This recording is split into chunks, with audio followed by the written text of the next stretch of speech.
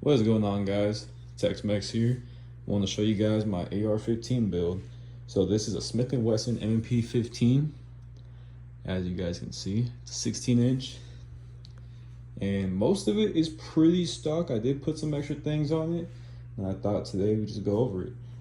So first things first, I have the Tango MSR 1-6 LPVO. That's it right there. Sighted in this morning with a bore sighter, so really excited to take this guy out to the range.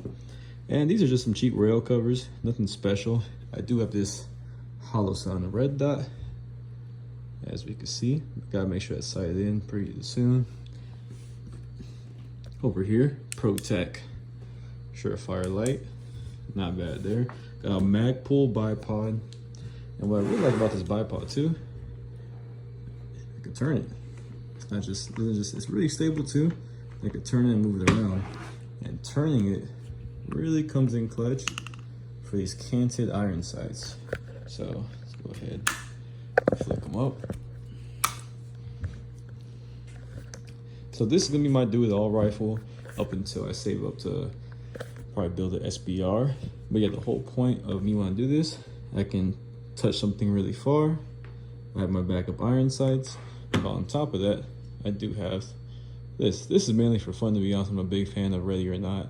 And I just always use the red dot. I mean the laser sight, excuse me. But yeah, that's about the main things I have customized on this. I also just have another Magpul sling right here. That's been pretty good. Honestly, dude, like, to me, slings are slings. I've never really felt a fancy sling that I've ever been issued or that I've ever personally shot. But yeah, that is my AR. I did shoot the Smith & Wesson M&P 15 a bunch of times. I will give a review. Basically, I just talk about it now. The Smith & Wesson M&P 15 has never jammed on me. I've had this rifle for well over a year.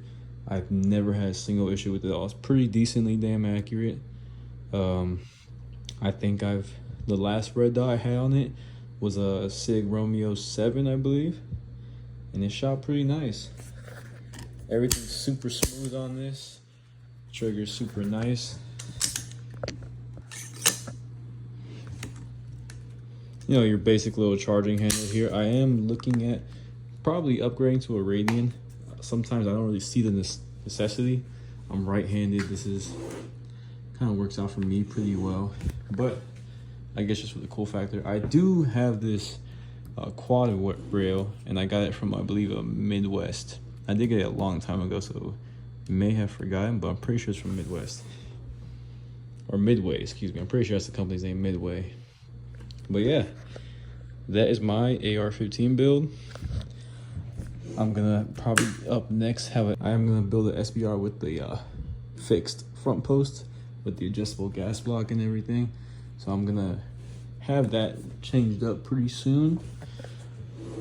But yeah, this is pretty much what I have right here. I prefer the front post to me because that's what I get issued. That's why I shoot more often.